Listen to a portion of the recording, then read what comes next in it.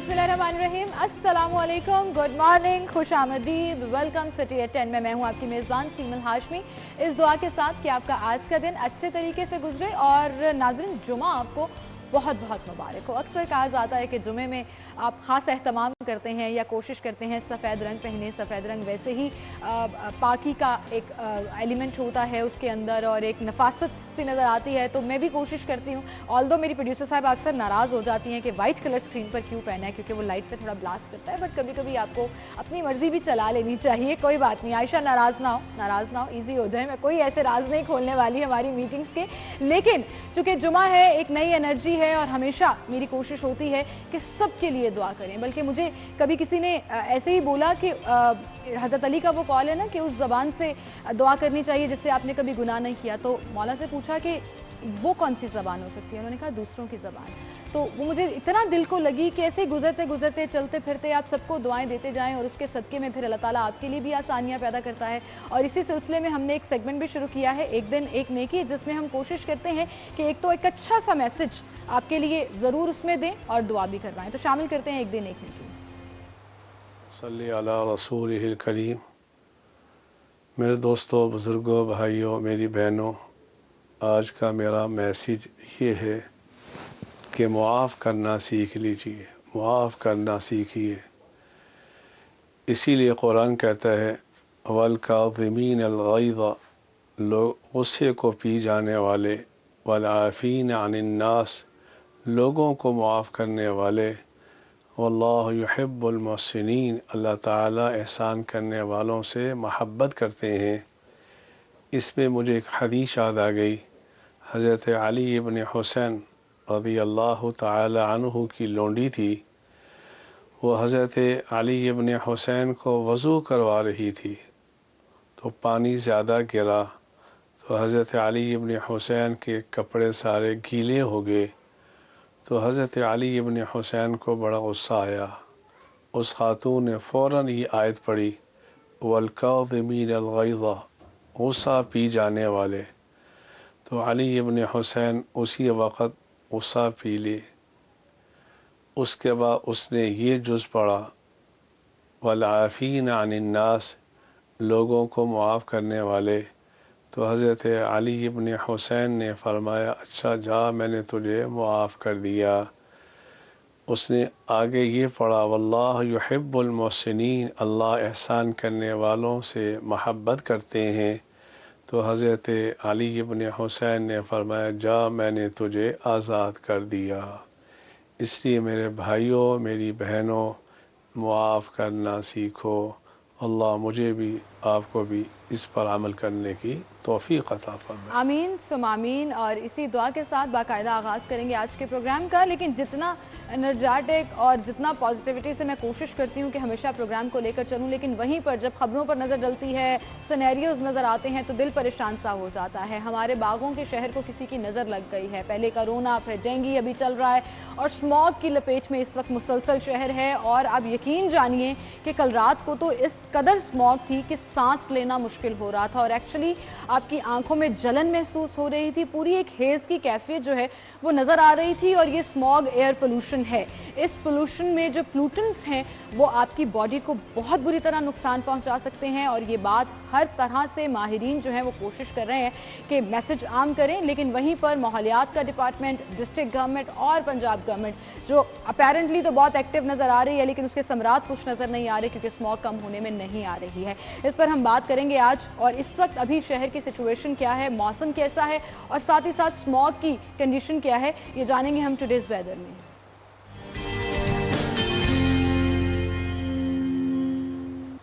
मायदा हमारे साथ मौजूद है। मायदा, जब मैं ऑफिस आ रही थी उस वक्त करीबन 7:45 बजे का टाइम था, 8 बजे का टाइम था, लेकिन मुझे मुसलसल स्मॉग नज़र आ रही थी। इस वक्त बाहर की सूरत हाल क्या है? जी बिल्कुल सिमल, आज अगर हम बात करें शहर के मौसम की तो जो एयर क्वालिटी इंडेक्स है वो रोज़ बढ़ता हुआ देखने में नज़र आ रहा है। माहिरीन की जानिब से कहा जाता है कि 300 से ज़्यादा अगर एयर क्वालिटी इंडेक्स रिकॉर्ड किया जाता है तो वो हमारे शहरियों के लिए बहुत ख़तरनाक साबित होता है। आज जो एयर क्वालिटी इंडेक्स है वो 390 से लेकर 395 तक रिकॉर्ड किया गया है, जो शहरियों के लिए बहुत ज़्यादा ख़तरनाक है। आज जो है एयर क्वालिटी इंडेक्स में मज़ीद इजाफा देखने में नज़र आया और रात के औकात में ये भी बताया जा रहा है कि जो जो एयर क्वालिटी इंडेक्स है वो 400 से लेकर 450 तक रिकॉर्ड किया जाएगा, जो शहरियों के लिए बहुत ज़्यादा ख़तरनाक है। माहिरीन की जानिब से शहरियों को बार बार ये हिदायत जारी की जाती है कि प्लीज़ अपने चेहरों को मुकम्मल तौर पर ढांप के घर से बाहर निकलें और ग्लासेस का लाजमी इस्तेमाल करें। आज मैं भी जब ऑफिस आ रही थी तो मैं ये देख रही थी कि आंखों में जो है वो एक बहुत बुरी तरह से चुभन महसूस हो रही थी और इसी के साथ जो है वो खांसी भी आ रही थी, क्योंकि एयर क्वालिटी इंडेक्स जो है वो बहुत ज़्यादा हद तक रिकॉर्ड की जा रही है, जिसकी वजह से सांस की बीमारियां तेज़ी से फैलती हुई नज़र आ रही हैं और इसी के साथ जो है आंखों की बीमारियां भी तेज़ी से फैलती हुई नज़र आ रही हैं। आज मुझे खुद भी ये मसला दरपेश आ रहा था, जिसकी वजह से काफ़ी मुश्किलात का सामना भी हो रहा था सफ़र के दौरान। तो हमारे शहरियों को बार बार ये हिदायत जारी की जाती है कि प्लीज़ अपने घरों से बाहर निकलते वक्त अपने चेहरों को लाजमी मुकम्मल तौर पर ढांप कर निकलें। और इसी के साथ हमारे शहर के कुछ ऐसे इलाके हैं जिसमें एयर क्वालिटी इंडेक्स बहुत ज़्यादा हद तक रिकॉर्ड किया जा रहा है, जिसमें फ़िरोज़पुर रोड, गुलबर्ग, माल रोड, फ़िरोज़पुर रोड और टाउनशिप, टाउन हॉल और फैक्ट्री एरिया के कुछ ऐसे इलाके मौजूद हैं जिसमें और वाघा बॉर्डर भी जो है इस टाइम सर फहरिस्त आलूदगी में रिकॉर्ड किया जा रहा है। ये वो एरियाज़ हैं जहाँ पर एयर क्वालिटी इंडेक्स खतरनाक हद तक रिकॉर्ड किया जा रहा है, जो हमारे शहरियों के लिए बहुत ज़्यादा नुकसान का बायस है। महकमा मौसमियात की जानिब से जो है बारिशों की ताहाल प्रेडिक्शंस तो अभी नहीं ज़ाहिर की गई हैं, लेकिन आज जो मौजूदा दर्जा हरारत रिकॉर्ड किया गया है वो 15 डिग्री सेंटीग्रेड है और कम से कम जो दर्जा हरारत रिकॉर्ड किया गया है वो 12 डिग्री सेंटीग्रेड है। हवा में नमी के तनासुब की अगर बात करें तो 73% वो भी रिकॉर्ड किया गया है। लेकिन क्योंकि अभी बारिशों के इम्कानात दूर दूर तक जाहिर नहीं किए जा रहे हैं, जिसकी वजह से एयर क्वालिटी इंडेक्स रोज़ बढ़ता हुआ देखने में नजर आ रहा है। माहिदा, आपका बहुत शुक्रिया, आप हमारे साथ मौजूद थी और आपने बता दिया कि बारिश के कोई इम्कानात नहीं है, ये आपको बताया महकमा मौसमियात ने। लेकिन हेज़ और स्मॉग तब तक नहीं छटेगी जब तक बारिश नहीं होगी, क्योंकि ये जो अपेरेंटली हम जितने मर्जी आर्टिफिशियल इकदाम उठा लें, जितनी मर्जी प्रेस कॉन्फ्रेंसेस कर लें, उससे स्मॉग या एयर पोल्यूशन कम होने वाली नहीं है। और इसी हवाले से हम बात करेंगे, सीनियर रिपोर्टर हमारे साथ स्टूडियो में मौजूद हैं डॉक्टर अकमल सोमरू, उन्हें हम खुशामदीद कहेंगे। अस्सलाम वालेकुम अकमल साहब। अकमल, आप भी जुमे के एहतमाम में आज शलवार कमीज़ और वेस्ट कोट पहन मैंने तो वैसे ही पैंट शर्ट पहनना छोड़ दिया, बिल्कुल ही छोड़ दिया, बिल्कुल ही छोड़ दिया। चलें कोई बात नहीं, लेकिन मैं कहूँगी कि जुमे की वजह से आपने किया। स्मॉग का क्या करें, नहीं कंट्रोल हो पा रही है, किसी तौर भी कम नहीं हो रही। देखिए, उसकी बुनियादी वजह यह है कि हुकूमत को ये अंदाज़ा ही नहीं है कि इंसानी सेहत को मुतासिर करने वाले कौन कौन से अमूर हैं जिस पर फोकस करना बहुत ज़रूरी है। और इस ज़मन में जो महकमा माहौलियात है, मुझे लगता है कि उसमें इतनी कैपेसिटी ही नहीं है कि वो माहौल को लिवेबल जो है वो बनाए। और यहाँ पर जो लिविंग है, एक तो वैसे मसाइल है ना जो सेहत के एतबार से हैं, सियासत के एतबार से हैं, इक़्तिसादियात के एतबार से हैं, वो अलग है जी। लेकिन जो ज़िंदा रहने के लिए सांस लेना है और जिस हवा में सांस लेना है, अगर वहाँ से ऑक्सीजन ही आपको ठीक नहीं मिल रही तो आपका पूरा निज़ाम तबाह बर्बाद हो जाएगा, और ये हो रहा है। अब हैरानकुन बात यह है कि हुकूमत को इस बात का इदराक ही नहीं है कि वो इसको कंट्रोल करने के लिए लार्जर स्केल के ऊपर कैसे पॉलिसी बनाए। अब मसला बुनियादी नौयत का ये है कि जब हर पॉलिसी महकमे का ब्यूरोक्रेट बैठकर बनाएगा तो फिर उससे वो नताइज पैदा आपको लग रहा है ब्यूरोक्रेट बैठ के बना रहे हैं? वो बनाए मुझे तो लग रहा है पॉलिसी समझ ही नहीं आ रही है कौन बना रहा है। वो तो अगले दर्जे की बात है ना, मैं तो बात कर रहा हूँ जनरली कि जब हर पॉलिसी ब्यूरोक्रेट बैठ के बनाएगा और उस शोबे से मुतल्लिका जो स्पेशल हैं, जो माहिरीन हैं, टेक्नोक्रेट्स जो उनको आप ऑन बोर्ड नहीं लेंगे, उनसे मशावरत नहीं करेंगे, तो आप कभी भी जामे और ठोस पॉलिसी नहीं बना सकते। पहले तो असूली दर्जे की ये बात है। अब स्मोक के मामले में हुकूमत को ये समझ नहीं आ रही। हुकूमत ये समझती है भट्टे बंद करा दो। अच्छा, जो शहर के अंदर और शहर के इतराफ में जहाँ जहाँ पर भी, चाहे वो स्मॉल इंडस्ट्रियल एरियाज़ हों चाहे बड़े इंडस्ट्रियल एरियाज़ हों, वहाँ पर इंडस्ट्री जो कोयले के ऊपर चल रही है और उस कोयले पर चलने वाली इंडस्ट्री के नतीजे में जो धुआं का इखराज हो रहा है शहर के अंदर, वो व्हीकल, चाहे वो मोटरसाइकिल है, रिक्शा है या बस है, गाड़ी किसी भी किस्म की है, वो धुआं छोड़ती गाड़ियाँ वो उसका बड़ा सबब हैं। फिर आपने उसको प्लान आउट करने के लिए ये डिज़ाइन ही नहीं किया कि कौन कौन से एरिया वल्नरेबल हैं। हालांकि जो एयर क्वालिटी इंडेक्स की जो रिपोर्ट है वो रोज़मर्रा की बुनियाद पर भी आ रही है और रोज़ाना की बुनियाद पर अवेलेबल होती है कि कहाँ कहाँ पर एयर क्वालिटी इंडेक्स कितना है। अब आप देखिए कि हम कहते हैं कि अगर 0 से लेके 50 तक जो है वो एयर क्वालिटी इंडेक्स है तो इसका मतलब आप बड़े अच्छे आइडियल इन्वायरमेंट में रह रहे हैं। आप सांस लेंगे, ताज़ा ऑक्सीजन आपके फेफड़ों में जाएगी, आपका निज़ाम बेहतर होगा, आपके जिस्म, आप सेहत के हवाले से आपको ना तो फेफड़ों के मसाइल होंगे ना सही सांस बात है के मसाइल अकमल, होंगे। लेकिन मसला पता है क्या है? नहीं, मैं फिगर बता रहा हूँ 0 से 50 तक। ठीक है, अब 50 से लेके 100 तक वो कहते हैं कि ये चले मॉडरेट है, अच्छा कोई बात नहीं, आप कर सकते हैं, बर्दाश्त कर सकते हैं। और भाई शहर लाहौर में तो 400 तक चली गई है और हम जो है अभी तक इस बात को तस्लीम करने के लिए तैयार नहीं है मुतलका महकमे कि स्मोक नाम की कोई चीज है। अच्छा, उनके लिए ना स्मॉग की डेफिनेशन है fog plus smoke, that's not the definition of smog. Actually air pollution का नाम है। ज़्यादा टेक्निकलिटीज़ में ना जाएं, आप गूगल पर सिर्फ स्मॉग लिखकर देख लें तो एयर पोल्यूशन सामने आ जाएगी, और वो एयर पोल्यूटेंट्स जो हवा के अंदर हैं वो आपकी बॉडी को जिस कदर बुरी तरह से डैमेज कर रहे हैं आप इमेजिन नहीं कर सकते। लेकिन मसला क्या है, हमारे माहौलियात डिपार्टमेंट के पास सिर्फ 3 इंडिकेटर्स हैं जिससे वो पूरे शहर की मेजरमेंट्स ले रहे हैं, और प्राइवेट वालों को कहते हैं कि जी ये गलत है और हम दहशतगर्दी का मुकदमा दर्ज करेंगे इनके ऊपर अगर इन्होंने ठीक ना किया। 10 फील्ड ऑफिसर हैं, इसके अलावा आपके पास कोई और काम नहीं है। इवन गाड़ियों के चालान के लिए आपने ट्रैफिक वार्डन्स को 2000 रुपए का चालान करने के लिए तो कह दिया, गाड़ियों को चेक करने के लिए आलात उनके पास भी नहीं है। और अभी एक ब्रेक लेंगे, दोबारा हाजिर होंगे।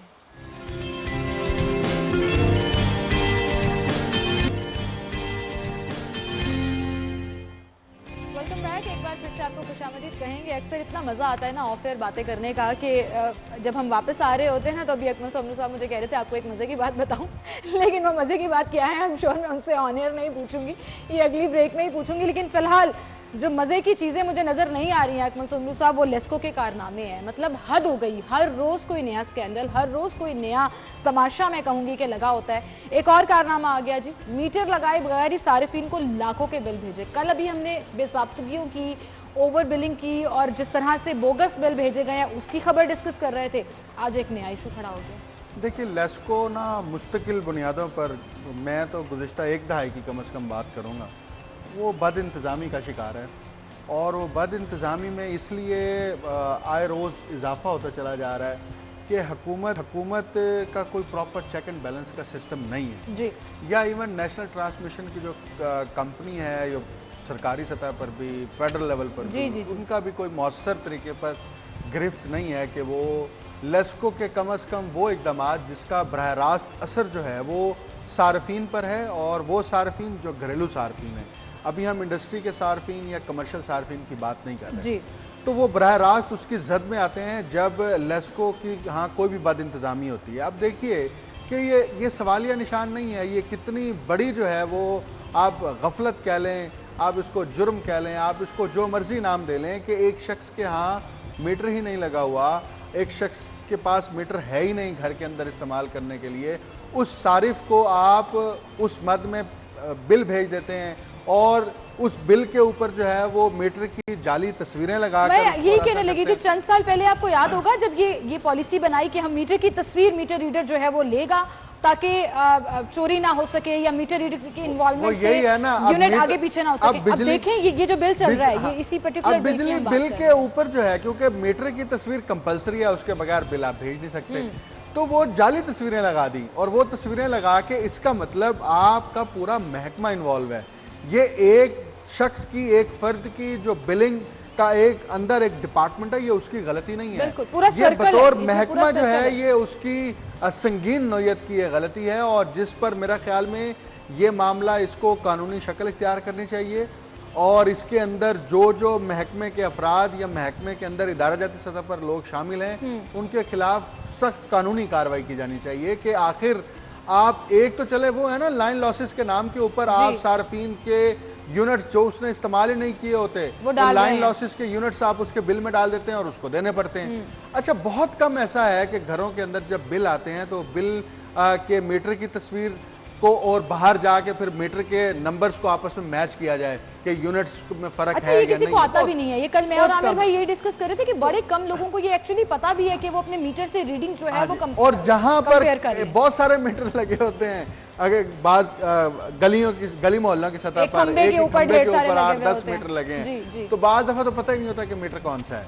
तो बुनियादी नौयत का जो मसला है वो यही है कि लेस्को के अंदर बद इंतज़ामी इसलिए बढ़ती चली जा रही है कि लेस्को के पेश नज़र वो कैपिटलिज्म का जो बुनियादी असासी असूल है कि मुनाफा कमाना है और मुनाफा कमा कर जो है अपनी जेबें भरनी है, अपनी जेबें गर्म करनी है, उस सरमाए का इर्तिकाज करना है। तो ये बुनियादी वजह है जिसकी वजह से सार्फिन जो हैं, जिनको अल्टीमेटली रिलीफ मिलना चाहिए, जिनको फैसिलिटेट होना चाहिए, जिनको सहूलियात मिलनी चाहिए, उनका जनाजा निकाला जाता है, उनकी गर्दनों के ऊपर जो है वो तलवारें लटकाई तो जाती हैं। पहले और इस तरह ही से बिजली इस कदर महंगी हो गई है कि यूटिलिटी बिल्स जो हैं वो आप मैनेज नहीं कर पा रहे। इस तरह की बेज़ाब्तगियां, बोगस बिल्स और जाली यूनिट डाल के आप सारिफीन पे क्या निकालना चाह रहे हैं, मुझे समझ नहीं आता। असल में इसका सिर्फ एक ही हल है कि हुकूमती सतह पर जब तक ठोस जामे पॉलिसी नहीं बनाई जाएगी और हुकूमत जो है वो अपनी गिरफ्त मजबूत नहीं करेगी। आप देखिए ये जो कंपनीज़ हैं, चाहे वो लेस्को है, चाहे वो SNGPL है, इन कंपनीज़ में हुकूमत के शेयर्स हैं और हुकूमत जो है वो बरह रास्त असरअंदाज होती है और हो सकती है। लेकिन हुकूमत का मसला ये है कि जो ताकतवर लोग हैं हुकूमत के अंदर या शराफिया के अंदर, या तो उनको मुफ्त बिजली फराहम की जाती है, उनको जो है वो चोरी की बिजली फराहम की जाती है, उनको कोई फ़र्क नहीं पड़ता कि हम जो है वो आम सारिफ या आम आदमी की सहूलत के लिए बाहर निकलें या शोर मचाएं या हम कोई कानूनी कार्रवाई करें। ये तो हम बेज़ाब्तियों की बात कर रहे हैं ना, और एक्स्ट्रा बिल डालने की बात कर रहे हैं, नाहली की बात कर रहे हैं, नालायकी की या जानबूझकर। यहाँ तो ये भी हालात हैं कि रिसोर्सेज इस कदर कम हैं कि सैकड़ों हजारों दरख्वास्तें जो हैं वो पेंडिंग में पड़ी हैं। SNGPL की बात करें तो मैं दावे से कह सकती हूँ कि लाखों दरख्वास्तें पेंडिंग में पड़ी हैं क्योंकि इनके पास मीटर नहीं है, लोगों को फैसिलिटेट नहीं कर रहे। लेकिन फिर ये सोचते हैं कि जहाँ मीटर लगे हैं वहाँ ये क्या हालात पैदा कर रहे हैं, तो हैंडल इनसे कुछ भी नहीं हो पा रहा। बहरहाल जी, चूंकि हम SNGPL की बात कर ही रहे थे तो इसी से रिलेटेड हमारी अगली स्टोरी भी है। गैस बहरान फिर सर उठाने लगा है और अब हुकूमत ने ये डिसाइड किया कि मौसम सरमा में CNG सेक्टर जो है वो बंद रहेगा। CNG सेक्टर बंद रहेगा। मुझे तो जो है हाइशी सेक्टर में ये जो टाइमिंग्स इन्होंने अनाउंस किया वहाँ भी गैस बंदी नज़र आ रही है क्योंकि गैस अवेलेबल उस तरह से है नहीं, पाइपलाइन इनकी स्ट्रॉन्ग नहीं है। इस पर हम बात करेंगे एक छोटी सी ब्रेक के बाद।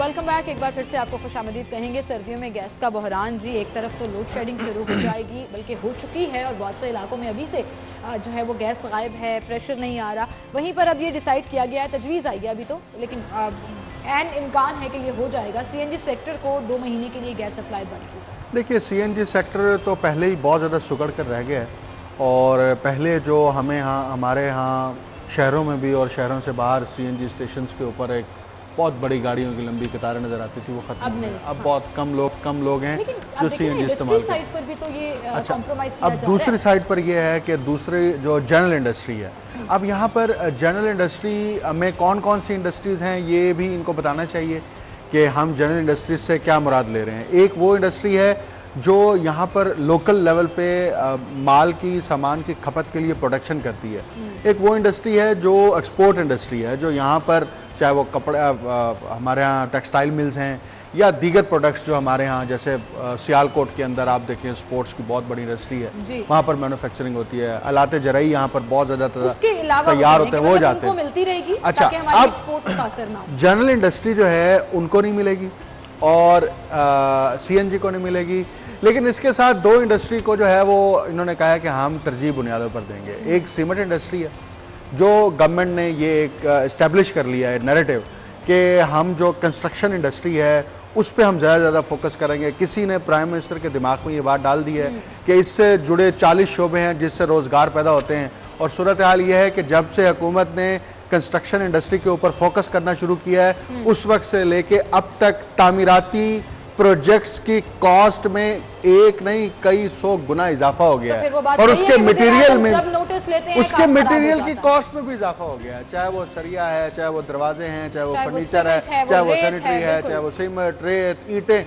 हर चीज महंगी हो गई है। अभी आप उसको फोकस कर रहे हैं, तो इसका मतलब ये है कि आप सीमेंट इंडस्ट्री को अभी भी वो एक्सेप्शन रहेगी, उसको गैस मिलेगी, आपकी वो प्रायोरिटी में है। दूसरा, पावर हाउसेज हैं, ऐसी जगह जहां पर गैस की मदद से जो है वो बिजली तैयार की जा रही है और वो बिजली आगे जो है वो मुख्तलिफ जगहों पर उसको सही, लेकिन फिलहाल आम बात यह है कि गैस का बहरान खत्म करने का हल ये नहीं है। गैस का बहरान खत्म करने का हल ये है कि आप पाकिस्तान के अंदर नए जखायर तलाश करें।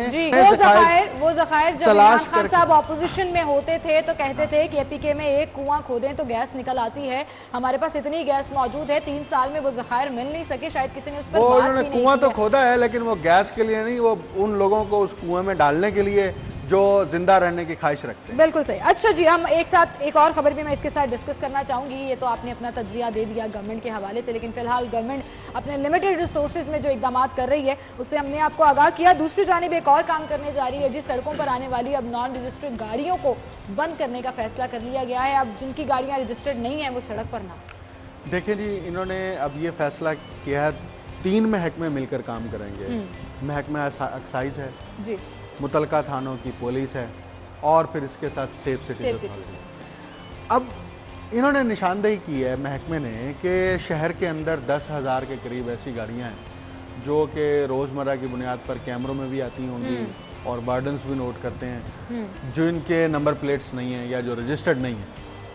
तो उससे 2 बड़े मसाइल पैदा हो रहे हैं। एक तो लॉ एंड ऑर्डर की सिचुएशन कंप्रोमाइज होती है जब एक ऐसी गाड़ी सड़क पर है जिस पर नंबर प्लेट नहीं है या वो रजिस्टर्ड नहीं है, तो अगर खुदा न खास्ता वो गाड़ी किसी भी जगह पर किसी क्राइम में इन्वॉल्व होती है तो उसको आप पकड़ नहीं सकते आसानी से।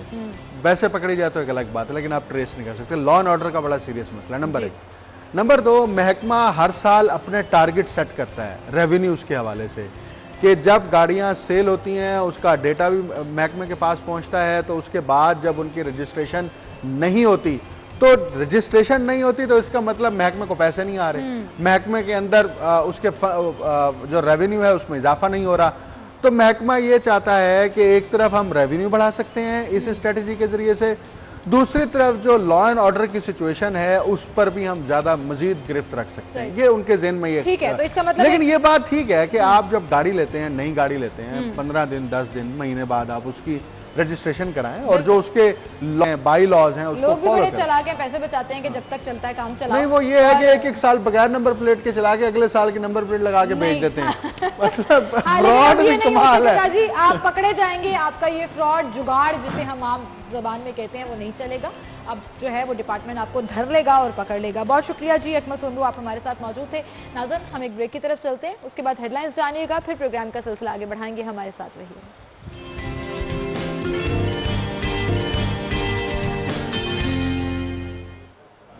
Welcome back. एक बार फिर से आपको खुशामदीद कहेंगे और सेगमेंट शामिल करेंगे। सेगमेंट्स में आपको पता है हमेशा की तरह मेरे पास ढेर सारी इन्फॉर्मेशन होती है जो मैंने आपके साथ शेयर करनी होती है, और इस सारी इन्फॉर्मेशन में आपका फ़ायदा ये होता है कि आपको बचत बाजार भी सुनने को मिल जाता है, आपको सब्जियों और फलों के रेट्स भी पता लग जाते हैं, और हाँ, अगर आपने मोबाइल लेना है तो उसकी लिस्ट भी मेरे पास है। ओप्पो A5 जो है वो आपको मिलेगा 29,999 रुपये में।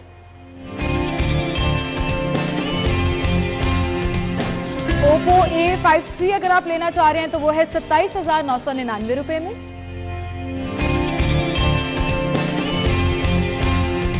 ओप्पो F1 जो है वो आपको मिलेगा 23,900 रुपये में, और इसी के साथ ओप्पो F3 अगर आप ले रहे हैं तो 28,900 रुपये में।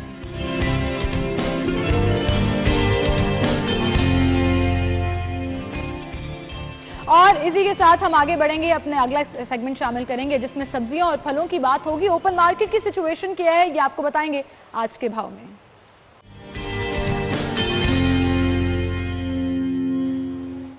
फरीहा हमारे साथ मौजूद है। फरीहा, बताइएगा कौन सी मंडी में हैं आप, और उस वक्त जो डीसी रेट वहां पर आवेजा किए जाते हैं क्या उस पर अमल दरामद हो रहा है या नहीं, और इस वक्त सब्जियों की कीमतें कहां पहुंची हुई हैं? महंगाई वैसे ही बहुत ज्यादा बढ़ती चली जा रही है, बताइएगा।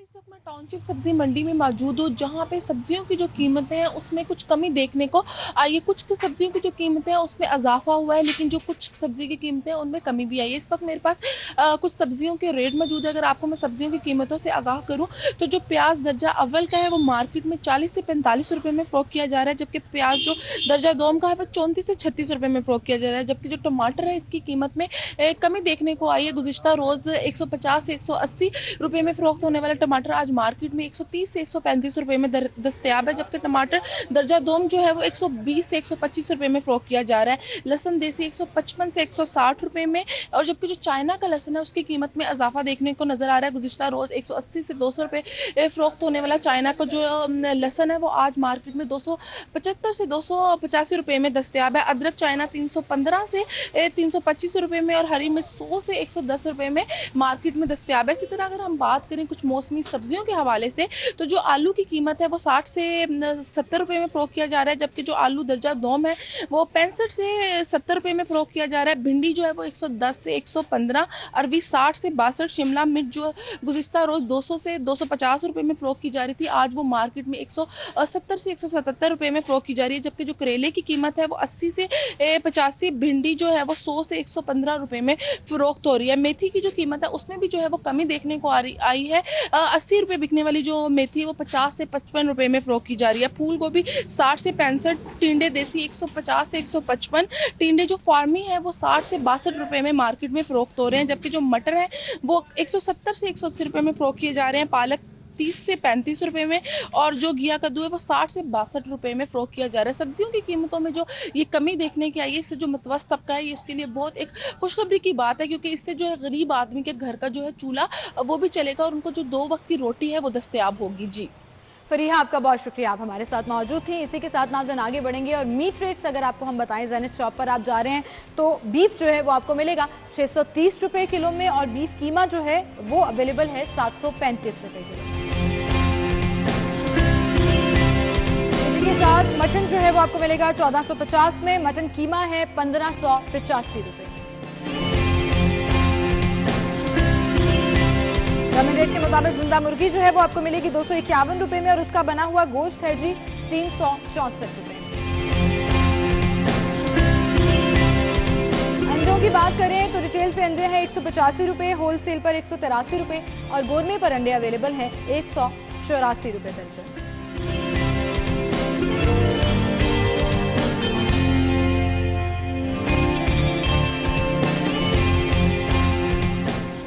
और अब आगे बढ़ते हैं, अपने अगले सेगमेंट की तरफ चलते हैं और देखते हैं शहर में सेल्स कहां कहां लगी हैं। बचत बाजार।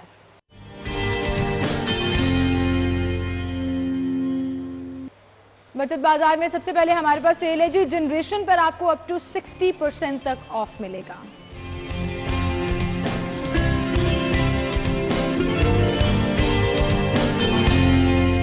खादी पर ऑफ लगा है जी अप टू 50% तक।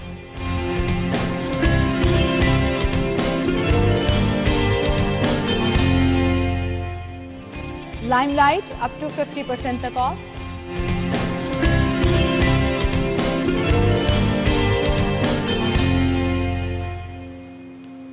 और आइडियाज गुल अहमद पर सेल लगी अप टू 70% तक।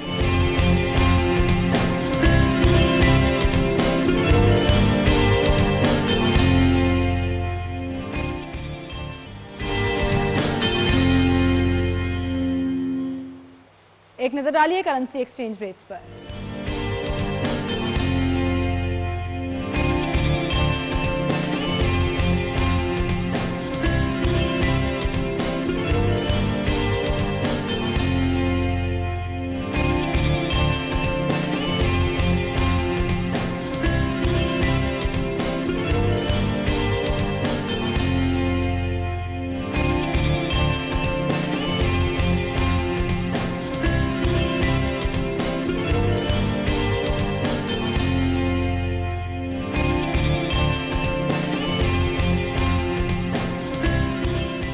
और इसी के साथ एक ब्रेक लेते हैं, दोबारा हाजिर होंगे, कहीं मत जाइएगा।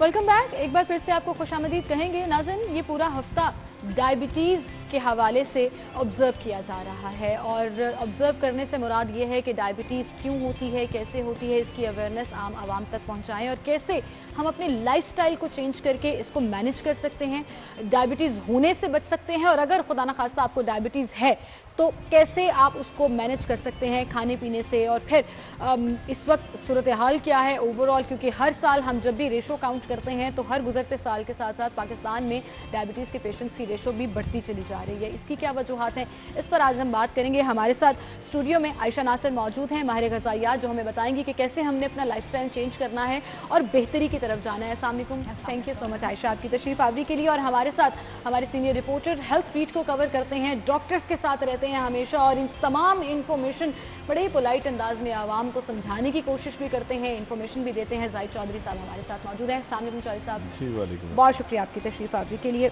आयशा, आपसे शुरू करेंगे। डायबिटीज़ वीक ऑब्जर्व किया जा रहा है और ज़ियाबतीज़ का मुसलसल इजाफा, पेशेंट्स का इजाफा जो पाकिस्तान में बड़ी अलार्मिंग सिचुएशन होती जा रही है। वजूहात हैं हमारा लाइफस्टाइल। हम अक्सर बात करते रहते हैं अपने शो में, आपसे भी मैंने इस टॉपिक पे पहले भी बात की है कि पहले ऐसे लोगों में जो जंक फूड है उसकी एक्सेस नहीं थी। अब हम एक बटन दबाते हैं और खाना हमारे घर पहुंच जाता है, जंक फूड हमारे घर पहुंच जाती है। पहले लोगों का जो कंफर्ट था वो और चीज़ें थी। अगर खुशी है तो चलो किसी से मिलने चले गए, कोई मामू के पुप्पो के घर चले गए। एक तो कोविड, ऊपर से अब वो रिश्ते भी वो वाले नहीं रहे। अब कोई खुशी है तो खाना खाना है, कुछ खाना ऑर्डर कर लेते हैं। खुदा ना खास्ता कोई मसला हो गया तो चलो जी एक बर्गर ऑर्डर कर लेते हैं।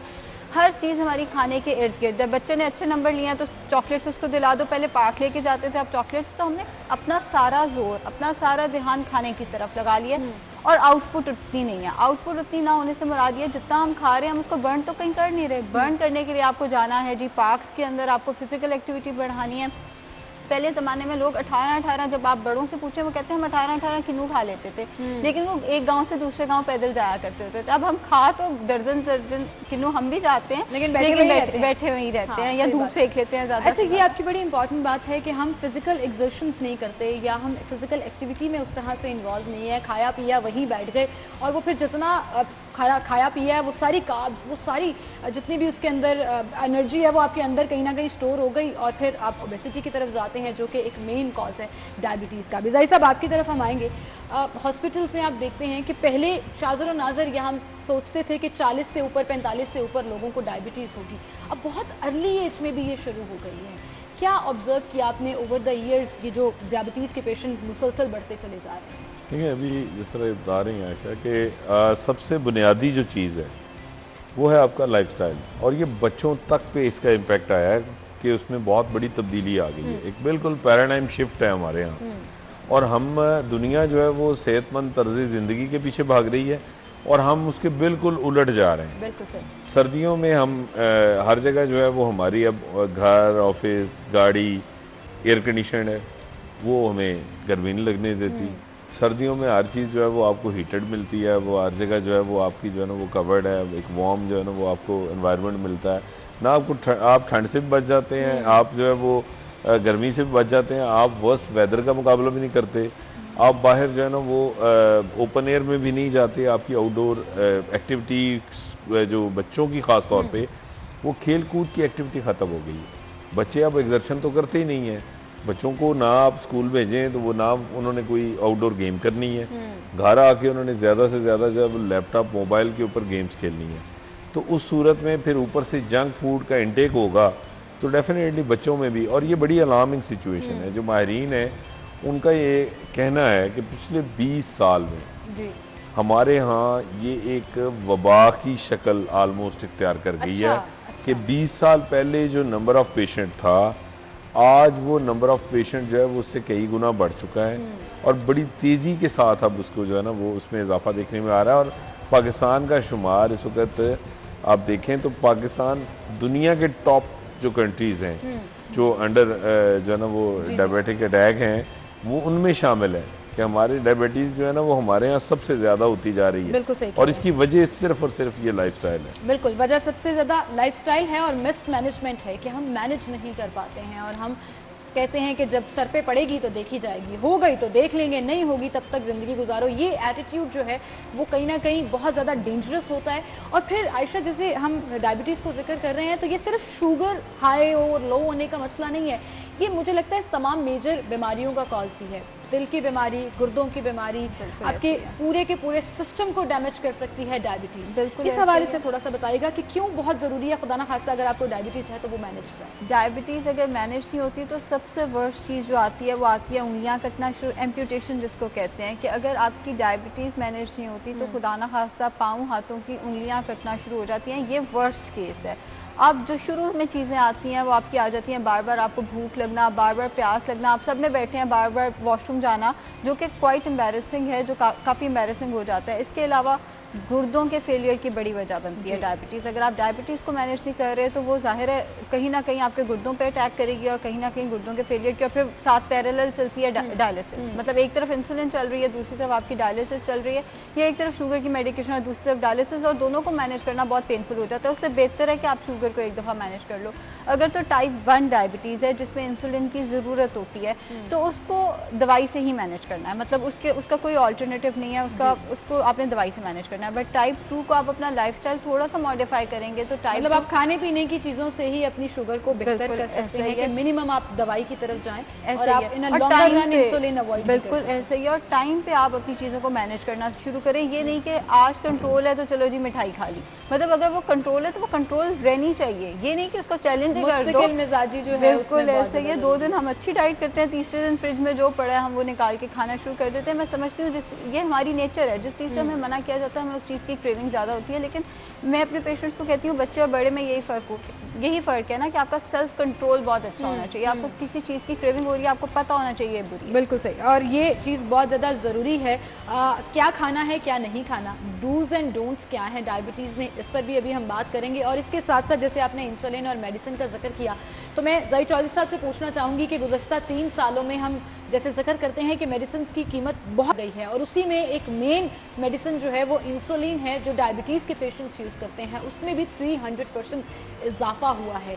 इस पर उनका क्या कहना है? क्या गवर्नमेंट सोच रही है कि कोई ऐसा हेल्थ प्रोग्राम निकाला जाए कि शुगर के पेशेंट्स को इंसुलिन प्रोवाइड की जा सके ताकि वो अपनी डायबिटीज़ को मैनेज रख सकें? बात होगी एक ब्रेक के बाद हमारे साथ।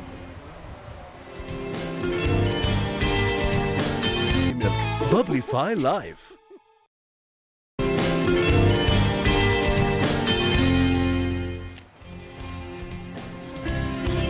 Welcome back. एक बार फिर से आपको खुशामदीद कहेंगे। डायबिटीज़ के हवाले से हम बात कर रहे हैं और जहां पर हम उसकी मैनेजमेंट का जिक्र करते हैं, अगर आप इंसुलिन डिपेंडेंट हैं तो फिर आप मेडिसिन के बगैर उसको मैनेज नहीं कर सकते। और मसला यहाँ पर यह है कि अब इंसुलिन इस कदर महंगी होती जा रही है और 3 साल में अगर 300% उसकी कीमत में इजाफा हुआ है, और एक मतवसत तबका, मैं गरीब घरानों की बात नहीं कर रही जो गुर्बत की लकीर से नीचे रह रहे हैं, मैं उनकी बात बिल्कुल नहीं कर रही, मैं मिडिल क्लास और मतवसत तबके की बात कर रही हूँ कि वो कैसे मैनेज कर पाते होंगे। तो क्या मेडिसिन को भी हम लग्जरी आइटम समझने पर मजबूर हो गए हैं? उसमें भी अब राशनिंग करनी पड़ेगी। ज़हीर चौधरी साहब हमारे साथ मौजूद है। ज़हीर साहब, ये बड़ा मामला संगीन हो गया। मतलब आप यकीन जानिए कि एक पेशेंट जिसने कोई और चारा नहीं है, उसके पास मेडिसिन लेनी ही लेनी है जिंदा रहने के लिए, अब वो बेचारा उस पर भी रैशनिंग करने पर मजबूर हो गया। और मैं बहुत से ऐसे लोगों को जानती हूँ जो ज़ाती हैसियत में एक्चुअली ये कर रहे हैं।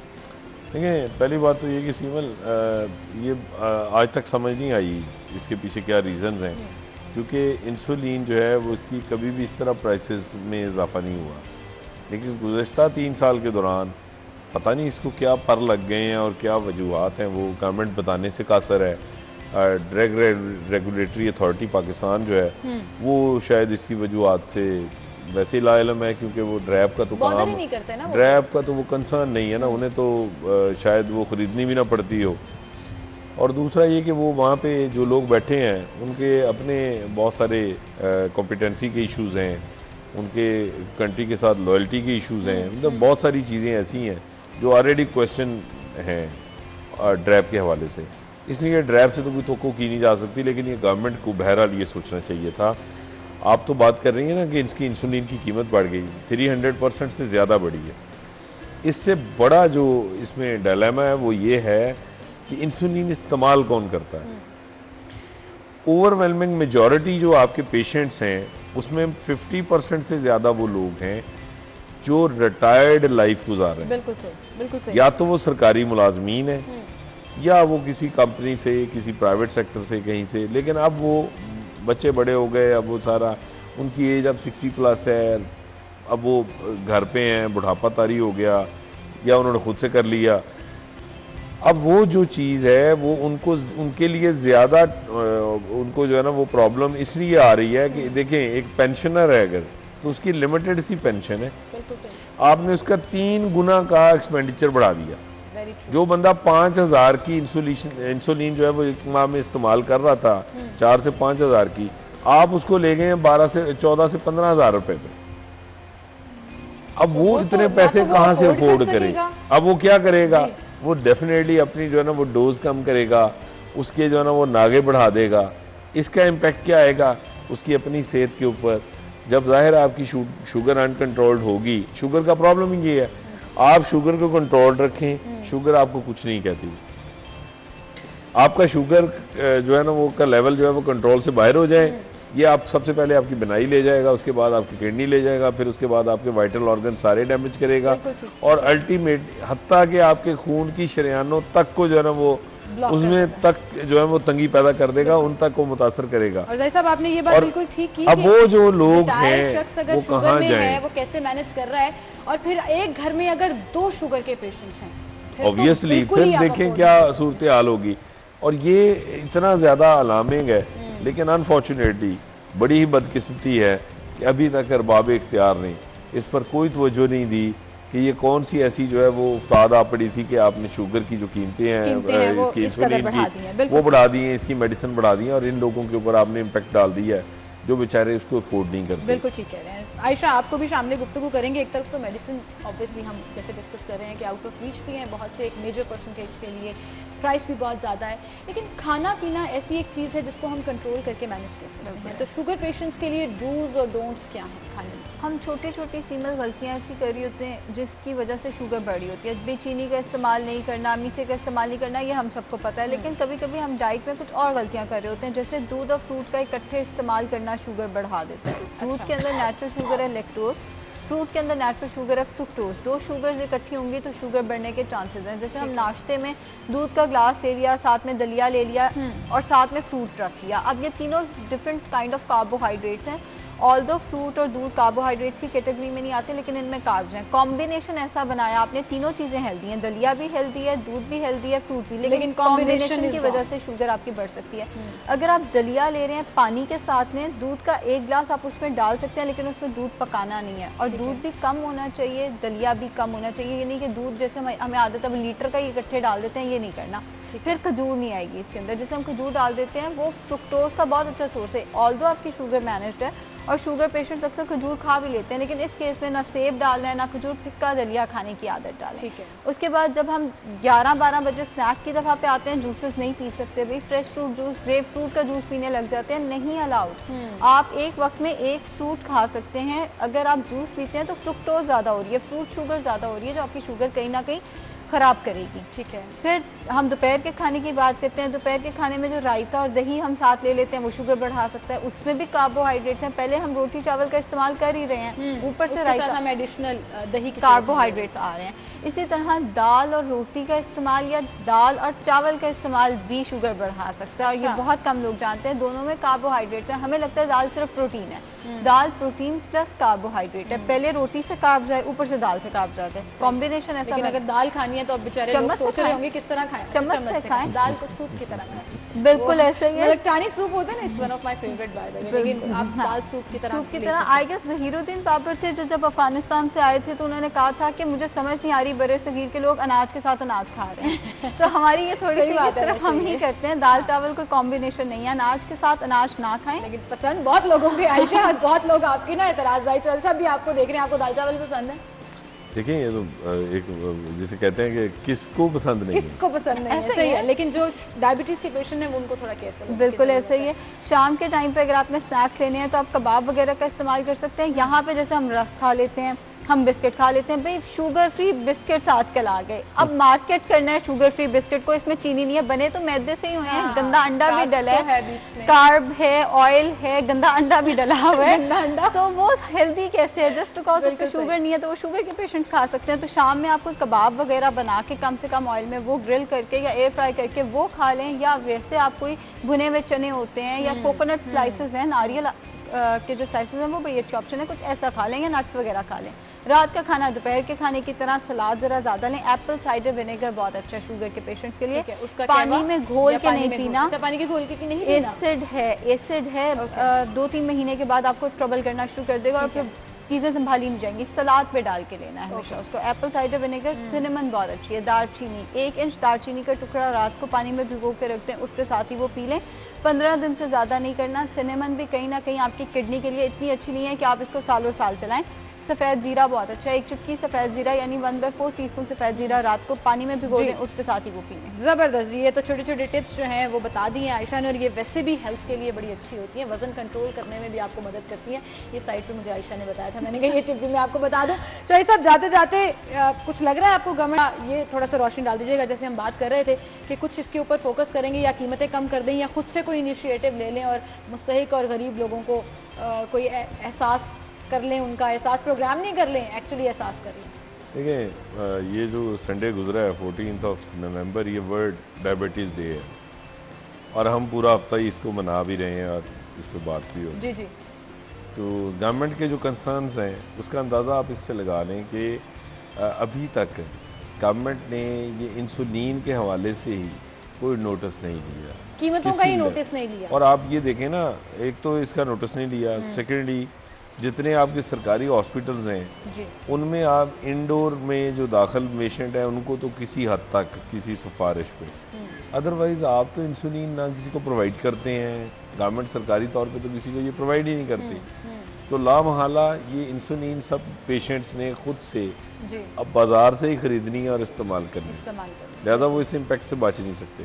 तो अभी तक तो कोई इरादा नजर नहीं आ रहा जी, और जो मिल रही थी मेडिसिन वो नहीं मिल रही। तो जाहिर साहब मुझे कह रहे हैं आप कौन सी ख्वाबों की दुनिया में रह रहे हैं कि गवर्नमेंट ये सोच रही है कि शुगर पेशेंट्स को हम मुफ्त में इंसुलिन या मेडिसिन प्रोवाइड करना शुरू कर दें। बहरहाल आखिर में दुआ ही है कि अल्लाह ताला हम सबका हामी और नासिर है, और अल्लाह ताला ही है जो मदद फराहम करता है। इसी के साथ आपसे इजाज़त चाहूँगी, इंशाल्लाह कल मुलाकात होगी। आप दोनों का बहुत शुक्रिया, आप हमारे साथ मौजूद थे। इजाज़त दीजिए, अल्लाह हाफ़िज़ नाज़रीन।